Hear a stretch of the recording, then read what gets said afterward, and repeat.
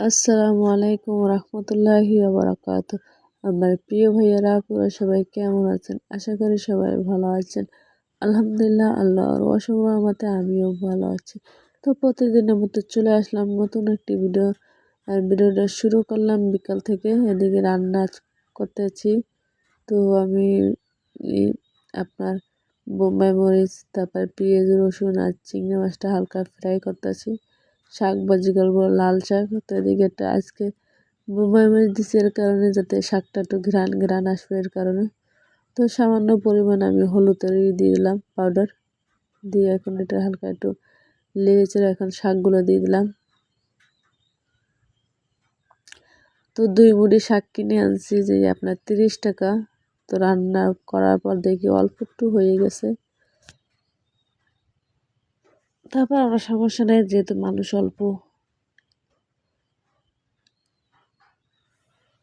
তো এই যে প্রায় শাকটা হয়ে গেছে। আর এদিকে এই যে পেঁয়াজ বাটা, রসুন বাটা, জিরা বাটা, এখন এটা হালকা তেলে ফ্রাই করে এখন একটু পানি দিয়ে কষাবো। এটারে দিয়ে দিলাম সাথে লবণ, মরিচের পাউডার 2 চামচ, হলুদের পাউডার 2 চামচ দিয়ে দিলাম।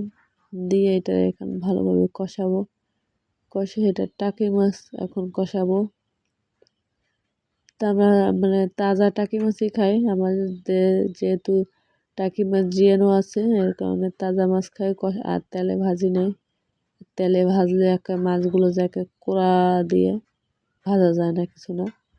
আর এদিকে গাছের সজনে আছে, তাই দিয়ে আলু দিয়ে রান্না করবো আর টমেটো দেবো। এদিকে আমি সজনেটা আর আলুটা ভালোভাবে কষাচ্ছি। কষানো হয়ে গেছে, এখন দিয়ে দেবো ঝোলের পানি। আর আমার ভিডিওটি যদি আপনাদের কাছে ভালো লাগে, অবশ্যই একটা লাইক, কমেন্ট, শেয়ার ও সাবস্ক্রাইব করবেন প্লিজ। পাশে বেল আইকন ক্লিক করবেন যাতে পরবর্তীতে ভিডিও আপলোড করলে আপনাদের কাছে পৌঁছে যায়। আর আমার কথা যদি ভুল ত্রুটি হয়ে থাকে সবাই ক্ষমার দৃষ্টিতে দেখবেন।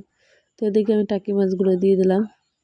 দেখতে দেখতে আজকে রোজা 9টা চলে যাচ্ছে। তো এই ভিডিওটা হচ্ছে আমার মানে আমি একদিন আগের ভিডিও ছাড়ি, একদিন আগে ভিডিও করি পরদিন ছাড়ি এটা। তো এদিকে আমি কাঁচা টমেটো আর ধনিয়া পাতা দিয়ে দিলাম।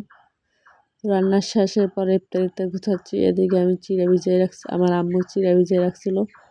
তো আমি এখন আদা বাটা, নারকেল আর সাথে লবণ, চিনি দিয়ে এটা ভালোভাবে কষলাবো, মানে চিড়ার মলিদা বানাবো। আর আদা দেওয়াটার কারণ হচ্ছে যাতে একটা ঘ্রাণ হয়, খেতে মজা লাগে। তো এটা ভালোভাবে মানে কষলাই মিহিন বানাবো।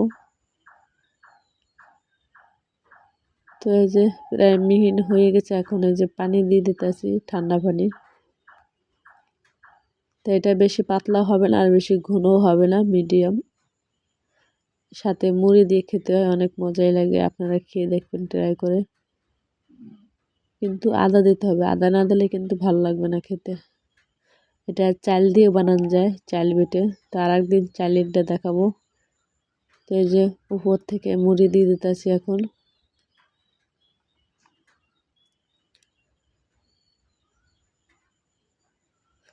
তো কেমন হলো চিড়ার মলিদা?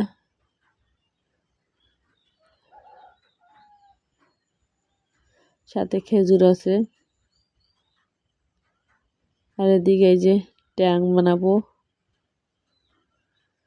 তো আমি মানে ঠান্ডা পানি বেশি খাই। আর আমার আম্মু আর আমার বোন ওরা একটু ঠান্ডা কম খায়। তো এই জন্য ওদের আলাদা মানে করছি আর আমার আলাদা করছি। তো এদিকে আর ট্যাংও বেশি করে দিছি আমি। আমি কাতারে বসে কী করতাম, ফ্রিজ থেকে ঠান্ডা পানি বাইর করে বরফ দিয়ে তারপর খেতাম। তো সবাই ভালো থাকেন।